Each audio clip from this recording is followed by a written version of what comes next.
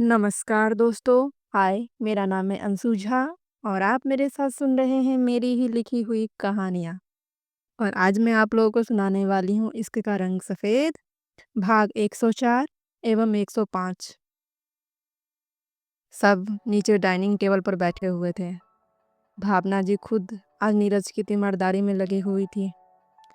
बेटा, ये पराठा मैंने तुम्हारे लिए बनाया है। छोटी माँ, आपको पता है ना, मैं ऑयली फूड नहीं खाता हूँ। हाँ हाँ बेटा, पता है मुझे, शुद्ध देसी घी में बनाया है। वसुंधरा दीदी ऐसे ही बनाती थी ना। अपनी माँ का नाम सुनकर नीरज शांत हो जाता है। प्लीज़, हर बात में मॉम का नाम लेना ज़रूरी नहीं है। धानी ठाकुर जी को दोबारा आते दिखाकर प्रणाम करके डाइनिंग टेबल पर आ जाती है। उससे यूं नई नवेली दुल्हन की तरह तैयार होकर भावना जी की आंखें हैरानी से बड़ी हो जाती है। जी भी जल उठता है आराधना जी की खुशी से चमकते हुए चेहरे को देखकर। लेकिन नीरज के सामने कुछ बोलने की उनकी हिम्मत नहीं थी। अपनी छवि अच्छी बनाकर जो रखनी थी, लेकिन एक डर भी मन में समाया हुआ था। कहीं धानी नीरज को तो नहीं बता दिया कि ये सब वो कहने करने के लिए कह रही थी। टेबल के एक छोर पर अरविंद जी और आराधना जी बैठे हुए थे, दूसरी छोर पर सब बैठे हुए थे। अरविंद जी ने ही सबको मना किया था इधर बैठने के लिए, नहीं तो जो उधर बैठता था वो नीरज को अपना दुश्मन नजर आ जाता था। बताओ, कितनी सुंदर लग रही है नई नवेली दुल्हन बनकर, लेकिन ये तुम्हारी पत्नी बात कहाँ मानती है। कितनी बार मैंने इसे समझाया कि ऐसी सफ़ेद साड़ी पहनकर ना रहो। भावना जी नीरज को सुनाते हुए बोलती है। उनकी बातें सुनकर हर कोई हैरान हो जाता है। धानी को तो समझ नहीं आ रहा था सामने खड़ी औरत का कितने रूप है। मम्मा, आपने कब समझाया था? शरद सवाल कर देता है। अरे, मैंने समझाया था अकेले में, इसे बहुत बार समझाया था, लेकिन ये अपने पुराने पति को भूलने के लिए तैयार ही नहीं थी। पुराने पति का जिक्र सुनकर नीरज के खाते हुए हाथ रुक जाते हैं और वो धानी की तरफ देखने लग जाता है। ये उसी का विधवा बनकर रहना चाहती है। धानी बस हैरान होकर भावना जी की तरफ देख रही थी। लेकिन नीरज, मुझे तो लगता है इसमें इसकी गलती भी नहीं है। ये किसी के बातों में आकर ऐसा कर रही थी। भावना जी की बात सुनकर ईशानी के हाथ खाते खाते रुक जाते हैं। आज धानी किसी भी रूप में खड़ी थी, उसे कोई फर्क नहीं पड़ रहा था, क्योंकि जब सरद ही उसे इम्पोर्टेंस नहीं दे रहा है तो लोगों को उससे बैर पाल कर क्या ही मिल जाता। वो बस खामोशी रहती थी और अपने काम से मतलब रखती थी। वैसे तो उसका पेपर आने वाला था, तो वो अपनी पढ़ाई पर ध्यान दे रही थी। उसका दिमाग तो उसकी माँ खराब कर दी थी। बाकी उसके मन में धानी के लिए कोई दुश्मनी की भावना नहीं थी। हाँ, जलन थी, लेकिन दुश्मनी और जलन में बहुत फ़र्क होता है। किसी की बातों में आ गई थी, तभी तो मेरे कहने पर ये उसी की तरह रहती थी। भावना जी आराधना जी को देखते हुए बोलती है, जो धानी को देखकर खुश होए जा रही थी। इट्स ओके छोटी माँ, कुछ लोगों की फितरत ही होती है ना बदलने की। दूसरों के लाइफ में घुसना, उनकी लाइफ स्पॉइल करना, बस यही सब आता है। थैंक यू सो मच, आपने सुबह जो सारा सामान भिजवाया था उसके लिए। भावना जी हैरान हो जाती है कि उसने कौन सा सामान भिजवा दिया। धानी पर ध्यान देती है कि उसने अभी जो शरीर पर पहन रखा था उसमें से एक भी सामान धानी के पास नहीं था। इसका मतलब ये सारा सामान आराधना जी ने भिजवाया था। बस नीरज के सामने अच्छा तो बनना था, तो इससे बेहतर कौन सा मौका हो सकता था। हाँ बेटा, मुझे ही तुम्हारी खुशियों का ख्याल है, और इसमें थैंक यू वाली कौन सी बात है। मैं तो इसके लिए कितने सारी कपड़े गहने लेकर आई हूँ, लेकिन ये कुछ पहनती ही नहीं है। भावना जी फिर से अच्छाई का पुल बांधते हुए बोलती है। भावना जी की बातें सुनकर आराधना जी बस निराशा से सर झटक देती है। अब तो उन्हें ये बकवास सुनने की आदत हो चुकी थी। इट्स ओके छोटी माँ, अब ये सारी बातें आपके मानेगी। अब खरी खरी मुँह क्या देख रही हो, बैठकर ब्रेकफास्ट करो। जी जी। धानी तो भावना जी की बात सुनकर ही शौक में चली गई थी। सुशीला जी बुरी थी, लेकिन वो कभी भी दोहरा चेहरा लेकर नहीं घूमती थी। जैसी थी सबके सामने थी। लेकिन ये सामने खड़ी औरत के तो हज़ारों चेहरे थे। कभी आँखों से ही कुछ भी ना बोलने की मना कर देती है, तो कभी आँखों से ही ढेर सारा प्यार भरकर नीरज से बात करती थी। क्या है ये? कैसे कोई पल भर में इतनी रंग बदल सकता है? ये तुम्हें खड़े-खड़े सोने की बीमारी है क्या? किस सोच में इतनी गुम रहती हो? मुँह में ज़बान बोलने के लिए है, कुछ बोलना है तो बोलो। यूँ खड़ी-खड़ी सबको देखती नहीं रहो। घर में इंसान ही है, एलियन नहीं, जो आँखें फाड़-फाड़ कर देख रही हो। नीरज का इस तरह से बात करना किसी को पसंद नहीं आ रहा था। नीरज, ढंग से बात करो, पत्नी है तुम्हारी। चाचू, मेरा बात करने का यही तरीका है। देखिए, अभी भी नहीं सुना इसने। बेटा खा लो कह रहा है तो। अब धानी बेचारी क्या बताए, तो सांप के सामने बैठकर नहीं खा सकती है। नहीं तो सभी उसे बिना नमक तेल के मसाले खाने को देखकर सुनाएंगे, और तेल मसाले का खाएगी तो ये औरत उसको खाने नहीं देगी। लेकिन जैसे ही नज़र खूंखार नीरज से टकराती है, डर से शरीर सिहर जाता है। हम लेकर आते हैं। धानी वापस किचन में जाती है और अपने लिए हरी सब्जियों को उबाल लिया था, बिना तेल नमक मसाले का, उसी के साथ 2 रोटी रखकर बाहर आ जाती है। और जो कोना भावना जी ने उसे पकड़ाया था, धानी वहीं पर बैठ जाती है। भावना जी को अब अपना सर फोड़ने का मन हो रहा था। किसी भी वक्त उनका पोल खुल सकता था। उनकी अच्छाई की चाबी बस 2 ही लोगों के हाथों में थी, एक धानी की और एक आराधना जी की। लेकिन आराधना जी बस खामोशी से तमाशा देख रही थी, और अरविंद जी धानी को रोकने के लिए उठते हैं, लेकिन आराधना जी उसे शांत बैठने के लिए बोलती है। वहाँ क्यों बैठ रही हो? नीरज की फिर से गरजती हुई आवाज़ आती है। धानी डर से खड़ी हो जाती है। मैंने पूछा वहाँ पर क्यों बैठ रही हो? वो हम यहीं। अब ये मत कहना कि यहीं पर बैठकर खाती हो। और ये क्या, तुम्हारी थाली में ये क्या है? ये उबली हुई सब्जी और रोटी, तुम ये खाती हो? वो हम वो हम के अलावा कुछ और बोलना नहीं आता है तुम्हें? नीरज एकाएक चिल्ला उठता है। डर से धानी के हाथों से थाली छूट जाता है। आंखों से आंसू टपकने लग जाते हैं। भाई, आराम से बात कीजिए ना, आपने रुला दिया। तुम लोग देख नहीं रहे हो ये क्या कर रही है और कैसे कर रही है? मुझसे आराम से बात करने के लिए कह रहे हो ना? तुम लोगों ने बोला होगा ना आराम से इसे अच्छे से खाना खाने के लिए, अच्छे कपड़े पहनने के लिए, फिर क्यों नहीं मानी तुम्हारी बात? तुम्ही ने कहा था ना बहुत जिद्दी हो गई है, और जिद्दी लोगों को आराम की भाषा समझ नहीं आती है। इसे बस मेरी भाषा समझ आएगी। इधर आओ, यहाँ बैठो और खाना खाओ। धानी बुना कुछ बोले रोते हुए स्टोर रूम में भाग जाती है और दरवाज़ा बंद कर लेती है। इसकी तो मैं अभी 2 थप्पड़ दूंगा, कल ठिकाने आ जाएंगे। नीरज गुस्से से स्टोर रूम की तरफ बढ़ता है, लेकिन अरविंद जी उसका रास्ता रोक देते हैं। हटिए मिस्टर सक्सेना, आपसे उलझने का मेरा मन नहीं है। हाँ, तो मुझे भी तुमसे उलझने का कोई शौक नहीं है, लेकिन उस बच्ची पर अत्याचार होते हुए मैं नहीं देख सकता हूँ। इंसानों की तरह व्यवहार करो, तुम्हारी तरह उसे चीखना चिल्लाना नहीं आता है। इस तरह का सुनना बोलना उसे पसंद नहीं है। मुझे किस तरह से व्यवहार करना है ना, वो मैं देख लूँगा। वाइफ है मेरी, मेरा जैसे मन होगा वैसे बात करूँगा। पत्नी है तुम्हारी, कोई गुलाम नहीं जो तुम इस तरह से बात कर रहे हो। आप हटेंगे रास्ते से? जो कुछ भी हो रहा ना उसके जिम्मेदार आपकी वो सो कॉल्ड वाइफ ही है। उन्होंने उसके दिमाग में ये बातें भरे हैं कि वो अभी भी वीडियो है और वीडियो की जैसे ही रहे। सब नीरज की बात सुनकर हैरान हो जाते हैं। भाई ऐसा कुछ नहीं है, बड़ी माँ तो भाभी से बात भी नहीं करती है, बड़े पापा की कसम की वजह से। अरे शरद, तुम्हें इन दोनों की फितरत पता नहीं है। ये दिखते कुछ और हैं, रहते कुछ और हैं।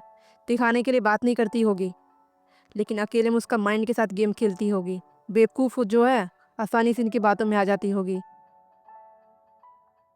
देख लिया, देख लिया आराधना तुमने? तुम मुझे कोस रही थी ना कि मैंने तुम्हें कसम क्यों दिया था। कसम देने के बाद भी तुम्हें ये इतना गलत समझ रहा है। अगर नहीं देता तो जाने क्या क्या इल्ज़ाम लगा देता तुम्हारे ऊपर। ये कुत्ते की पूंछ है जो कभी भी सीधी नहीं हो सकता है। अब तो तुम पर हंसी आती है और खुद पर दया आता है। बाकी एक बात कान खोल कर सुन लो, इस घर में अगर तुमने उसके ऊपर हाथ उठाया या कुछ भी डोमेस्टिक वायलेंस किया तो मुझसे बुरा कोई नहीं होगा।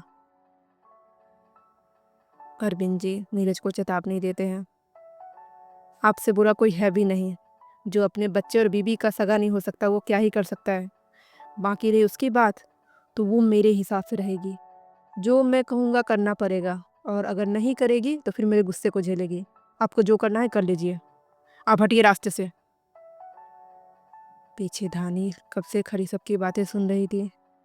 पहली बार उसकी आंखों में गुस्से की झलक दिखाई दी थी, जो उसे भावना जी को देखकर हो रहा था। भावना जी के चेहरे पर मुस्कान उसे बिल्कुल पसंद नहीं आ रहा था। चलो। नीरज उसका हाथ पकड़ खींचते हुए डाइनिंग टेबल के पास लेकर जाता है और कुर्सी पर बिठा देता है। भाई कोई भी तेज तेल मसाला का खाना भाभी को मत खिलाइएगा। मैंने उस दिन ज़बरदस्ती खिला दिया था, उन्हें उल्टी होने लगी थी और पूरा चेहरा लाल हो गया था। भैया मैंने खिचड़ी बना दिया है। बिंदिया आराधना जी के कहने पर पहले ही खिचड़ी बना चुकी थी। कटोरी लाकर नीरज के सामने रख देती है। खाओ। धानी अभी भी नहीं खाती है। उसे खाते हुए ना देखकर नीरज अपने हाथों में कटोरा लेता है और चम्मच में खिचड़ी उठाते हुए धानी के मुंह की तरफ बढ़ा देता है। धानी अभी भी आराधना जी की तरफ ही देख रही थी, जो भरी हुई आंखों से उन दोनों को देख रही थी। उनसे डरने की जरूरत नहीं है, खाओ। नीरज को लगता है आराधना जी उसे डरा रही है। धानी अपना मुंह खोल लेती है। साधारण सी खिचड़ी उसे जहर के समान लगता है, क्योंकि नमक था, लेकिन फिर भी 2 बार मुंह चलाकर निगल लेती है। अंदर पूरा गला छिल जाता है। नीरज बिना रुके चम्मच पे चम्मच उसे खिलाए जा रहा था। वो भी किसी तरह से निकलती जा रही थी। बाद में उसे उल्टी आने लग जाती है। अब नहीं। धानी सर हिलाते हुए इनकार कर देती है। नीरज उसकी हालत देखकर कटोरा टेबल पर रख देता है। आगे से मुझे कहने की जरूरत ना पड़े, चुपचाप नॉर्मल खाना खाना है। जी। हमें हमें आपसे कुछ बात करनी है। अभी नहीं, अभी मेरे पास टाइम नहीं है। रात को खाना खाकर सो जाना, इधर उधर भटकने की जरूरत नहीं है, और अपने कमरे में जाकर सोना। अगर मुझे तुम इधर उधर दिख गई तो सच में बालकनी से नीचे फेंक दूंगा। जी लेकिन हमें आपसे। शरद व्हाट्सएप चेक करना। क्यों भाई? क्यों का जवाब तुझे मैसेज में ही मिल जाएगा। व्हाट्सएप देखो। शरद अपना मोबाइल निकालकर व्हाट्सएप खोलता है तो उसमें टिकट के मैसेज थे। भाई ये तो लंदन के टिकट्स है, आप मुझे लंदन क्यों भेज रहे हैं? ध्यान से पढ़ने के टाइम पे तो दिमाग लंदन घूमने गया था। तुम्हारी और ईशानी दोनों की टिकट है। ईशानी अपना मोबाइल छोड़कर उन दोनों की तरफ देखने लग जाती है। लेकिन भाई इसकी क्या ज़रूरत है? क्या ज़रूरत है नहीं ज़रूरत है, उसे देखने के लिए मैं हूँ। कल की टिकट है, तैयारी कर लेना जाने की। लेकिन ऑफिस जिसका है वो संभालेंगे, इतना मत सोच। कल तैयार होकर निकल जाना, मैं भी निकलता हूँ। लेकिन आप कहाँ जा रहे हैं? क्यों? मेरे पास काम नहीं है? देखता हूँ सोसाइटी कहाँ तक बना है। 4 महीने हो गए हैं। पता चला बिल्डर मेरे पैसों पर ऐश कर रहा हो और मैं एक एक पैसे का मेहनत वसूलना जानता हूँ। नीरज जा चुका था। अपनी बात कहकर धानी अपनी बात बोल ही नहीं पाई थी। मैं टिकट कैंसिल करवा देता हूँ। ऐसे टाइम पर ऑफिस को छोड़कर जाना ठीक नहीं होगा। शरद सबकी तरफ देखते हुए बोलता है। टिकट कैंसिल करवाने के नाम पर ईशानी उसे एक नज़र देखती है और फिर से अपना ध्यान खाने पर लगाने लग जाती है, क्योंकि उसे भी अभी कहीं जाना नहीं था। इस चारदीवारी को ही अपना किस्मत मान लिया था। कोई ज़रूरत नहीं टिकट कैंसिल कराने की, चुपचाप जाकर दोनों पैकिंग कर लो। अरविंद जी आदेश देती है। लेकिन बड़े पापा, ऑफिस में काम है, प्रॉब्लम है, सल्यूशन चलता रहेगा। इसका मतलब ये नहीं है कि हम लोग ज़िंदगी जीना छोड़ दें। पहले मैंने इसलिए रोक दिया था, मुझे लगा था प्रॉब्लम कुछ दिनों में सॉल्व हो जाएगी, लेकिन अब लग रहा है ये प्रॉब्लम ताउम्र हमारे साथ रहने वाली है। इसलिए मैं हूँ सब कुछ संभालने के लिए। और बिंजू से समझाते हैं। हाँ शरद, हम दोनों हैं यहाँ पर संभालने के लिए। गोविंद जी भी सहमति जताते हैं। हाँ बेटा, ये वक्त दोबारा वापस नहीं आएगा। बाद में कितना भी घूम लो फिर लो, लेकिन शादी के बाद कुछ महीने की बात ही कुछ और होती है। तुम्हारी परेशानी की वजह से ईशानी पिस रही है, कुछ बोलती नहीं। इसका मतलब ये नहीं कि उसे तकलीफ़ नहीं होता है। जब से शादी होकर आई है घर में कैद हो गई है। कहीं भी घुमाने नहीं ले जाते हो तुम। लगता है नई नई शादी हुई है तुम दोनों की। तुम्हारे लिए ही अपने पूरे परिवार को छोड़कर आई है, और तुम उस पर ध्यान ना देकर परिवार पर ध्यान देने में लगे हुए हो। ये तो गलत बात है ना बेटा। वो तुम्हारे लिए अपनी दुनिया छोड़कर आई है और तुम सब पर ध्यान दे रहे हो बस उसके बजाय। आराधना जी शरद को समझाती है। शरद भी उसकी तरफ देखता है जो चुपचाप प्लेट में चम्मच घुमाए जा रही थी। उस दिन के बाद से वो बिल्कुल शांत पड़ गई थी। ना हंसते देखा था ना बोलते देखा था। हाँ, कभी कभी सिसकते हुए देखा था। उसने भी शायद आवेश में बहुत बड़ी गलती कर दिया था। कुछ भी था, उसे हाथ नहीं उठाना चाहिए था, लेकिन गुस्से में इंसान कहाँ इतना सोच पाता है। तब जो मन में भावना उमड़ती है कर बैठता है।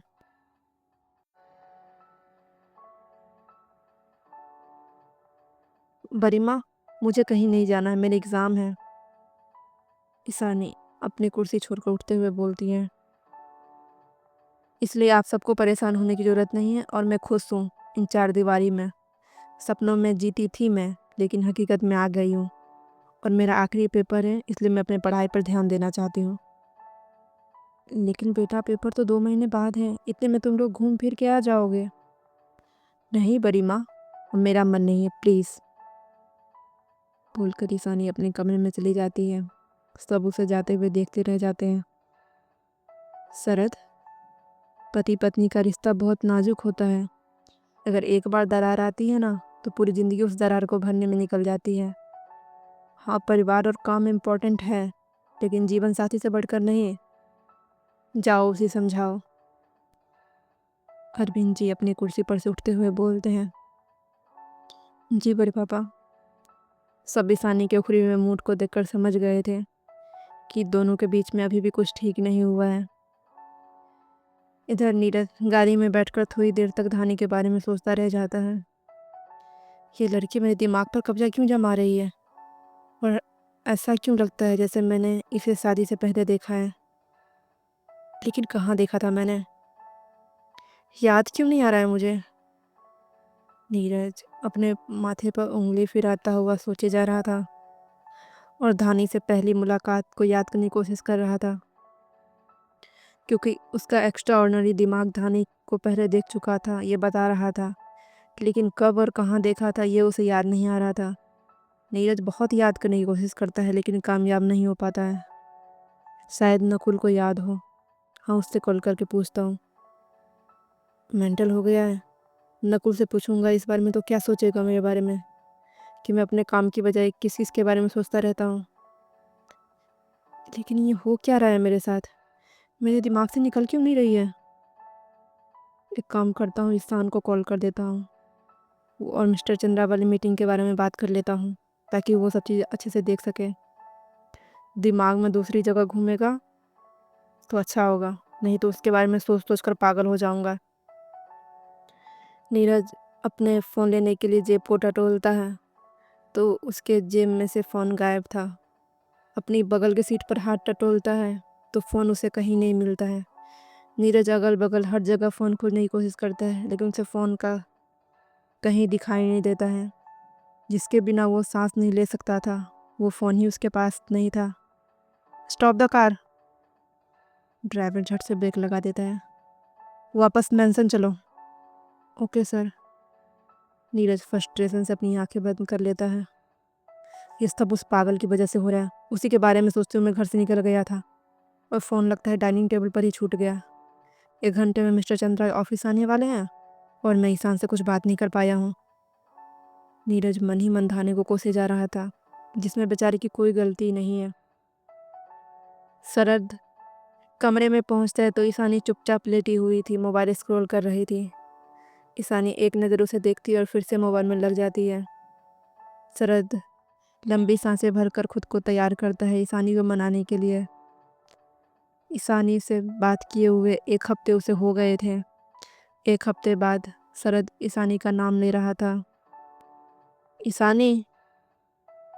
बदले में ईशानी की खामोशी मिलती है।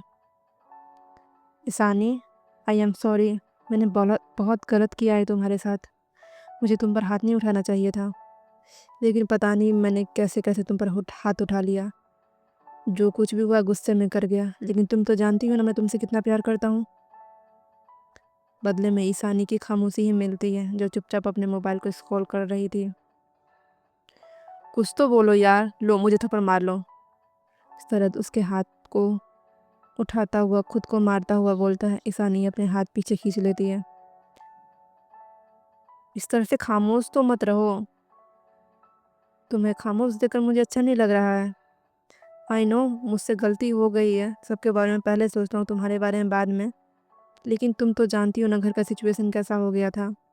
अगर ऐसे में मैं तुम्हारे साथ घूमने चला जाता तो मेरा मन भी यहीं पर अटका रहता। प्लीज़ समझने की कोशिश करो ना, मेरा नेचर ही ऐसा है। ईशानी कुछ नहीं बोलती है। ठीक है, लो मैं तुम्हारे पैर पकड़कर माफ़ी मांग रहा हूँ। प्लीज़ मुझे माफ़ कर दो। मुझे तुम पर हाथ उठाना नहीं चाहिए था। हाथ उठाना कमज़ोरी की निशानी होती है, और मैं ऐसा नहीं हूँ ईशानी। ईशानी झट से अपने पैर पीछे खींच लेती है। क्या कर रहे हैं आप, उठिए। नहीं, जब तक तुम मुझे माफ़ नहीं कर देती मैं ऐसे ही बैठा रहूँगा नीचे। शरद, आपको पता है मुझे कितनी तकलीफ़ हुई है। थप्पड़ से ज़्यादा दर्द मुझे इस बात का हुआ है कि वो आपने मुझे मारा है। जो मुझे पलकों पर बिठाने का वादा करता था, लेकिन यहाँ आने के बाद मुझे पता चला कि आपकी नज़रों में मेरी कोई इम्पोर्टेंस ही नहीं है। शादी हो गई, प्यार ख़त्म। नहीं ईशानी, ऐसी बात नहीं है। मैं तुमसे बहुत प्यार करता हूँ। मैं कैसे तुम्हें यकीन दिलाऊँ? आपको यकीन दिलाने की ज़रूरत नहीं है। आप मुझसे कितना प्यार करते हैं ना, मुझे पता चल चुका है। और आप आज भी इसलिए माफ़ी मांगने आए हैं क्योंकि आपके पूज्य भाई साहब ने आपको टिकट दिया है, और आपको अपने भाई का हर आज्ञा मानना होगा। नहीं यार, ऐसा नहीं है। प्लीज़ समझने की कोशिश करो। मैं सब कुछ समझ चुकी हूँ शरद। मुझे अब किसी से कोई शिकायत नहीं है। मुझे गुस्सा आता था भाभी पर, लेकिन उनकी गलती क्या है?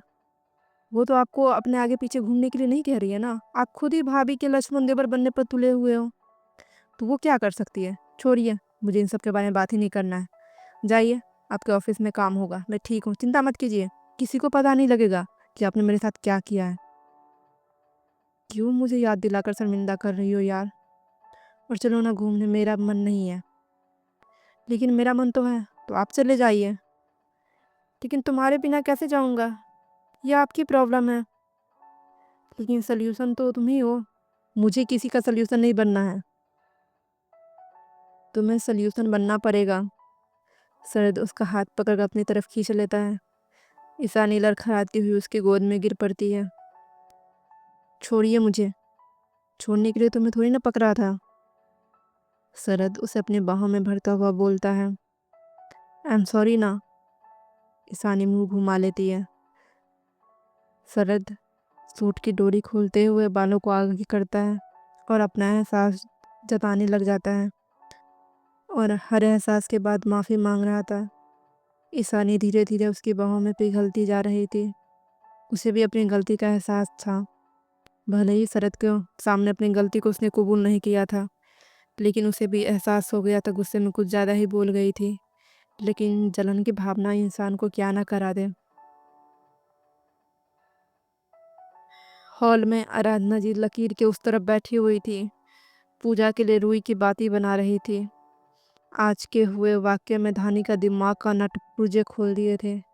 इतने भी बेवकूफ़ नहीं थी कि लोगों का चेहरा न समझ आए, और अब पता चल गया था नीरज के रहते हुए भावना जी कुछ नहीं कर सकती है। और वैसे भी कल शरद और ईशानी घूमने के लिए चले जाएंगे। उन दोनों का रिश्ता और मजबूत हो जाएगा, तो भावना जी चाहकर भी ईशानी को इस घर से बाहर नहीं निकाल पाएगी, और शायद उसे डराने के लिए ऐसा कह रही हो। लेकिन उसने भावना जी का क्या बिगाड़ा है, ये उसे समझ नहीं आ रहा था। वैसे ही घर में आधी बातें उसे समझ नहीं आती थी। बुआ जी की कही हुई बात उसे याद आती है कि कसम आराधना को दिया गया है, उसे नहीं। वो तो उन दोनों से बात कर सकती है। और इन 1.5 महीनों में आराधना जी का स्वभाव अच्छी तरह से परिचित हो गई थी। वो हर तरह से धानी को काम ना कर देने काम ना करने दे रही थी, उसके परेशानियों को कम करने की कोशिश करती थी।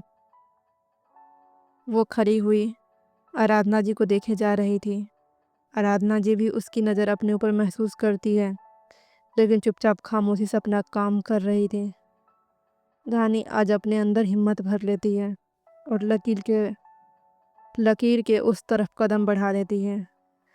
आराधना जी के साथ बैठ जाती है और रूही की बातें बनाने लग जाती है। आराधना जी उसे हैरानी से देखती है लेकिन कुछ नहीं बोलती है। आप आप उनकी माँ है ना? बातें बांटते हुए आराधना जी के हाथ रुक जाते हैं। धानी की तरफ देखती है जो मासूमियत से सवाल कर रही थी।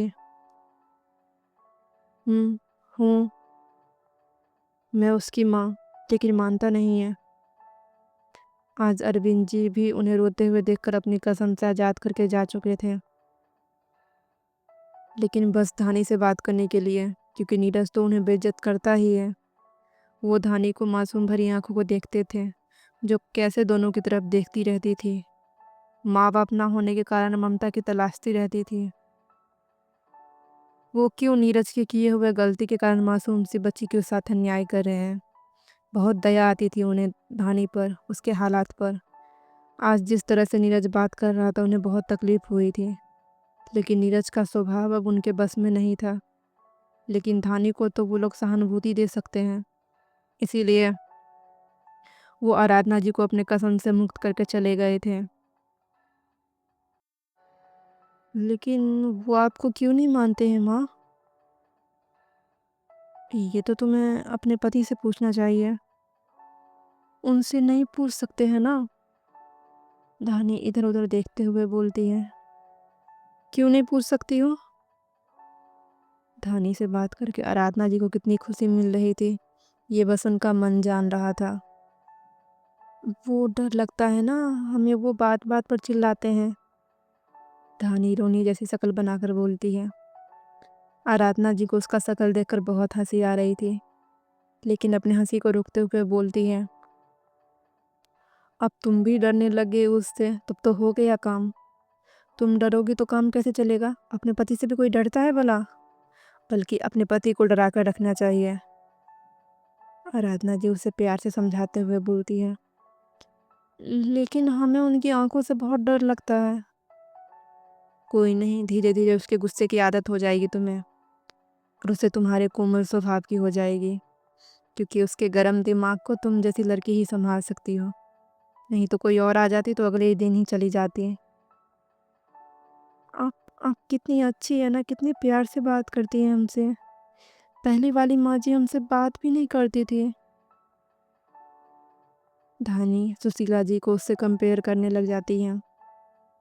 तुम भी बहुत अच्छी हो, और जो बात नहीं करता उसके बारे में मत सोचो। मैं हूं ना, तुम्हारे मन में जो भी बात आए मुझसे बात कर लिया करो, और पति को डांटते कैसे मैं तुम्हें सिखा दूंगी। आप बहुत अच्छी है मम्मी जी, हम आपको मम्मी जी बुलाएं? कहते कहते धानी की आंखें झिलमिला गई थी। आराधना जी की आंखें भर गई थी और वो हाँ में सर हिला देती है। आप इतनी अच्छी है, लेकिन वो आपसे। बोलते बोलते धानी की जुबान रुक जाती है, जब नीरज की गरजती हुई आवाज़ उसे सुनाई देती है। धानी, मेरा फ़ोन कहाँ है? नीरज डाइनिंग टेबल पर ढूंढते हुए बोलता है, लेकिन जैसे ही नज़र घर की खींची हुई लकीर के उस पर धानी पर जाती है, गुस्से की लहर उसके शरीर में दौड़ पड़ती है। तुम उस तरफ क्या कर रही हो? धानी डर से कांप जाती है और उसके हाथों से सारा रूई बिखर जाता है। हर हर महादेव दोस्तों, आज का भाग यहीं ख़त्म होता है, और अब हम जानेंगे, आज शाम को भी जान सकते हैं और कल भी जान सकते हैं कि नीरज धानी को कौन सा सज़ा देता है। अगर अच्छे से आप लोगों ने कमेंट किया तो शाम को आ जाएगा भाग, नहीं तो मिलते हैं कल। Thank you.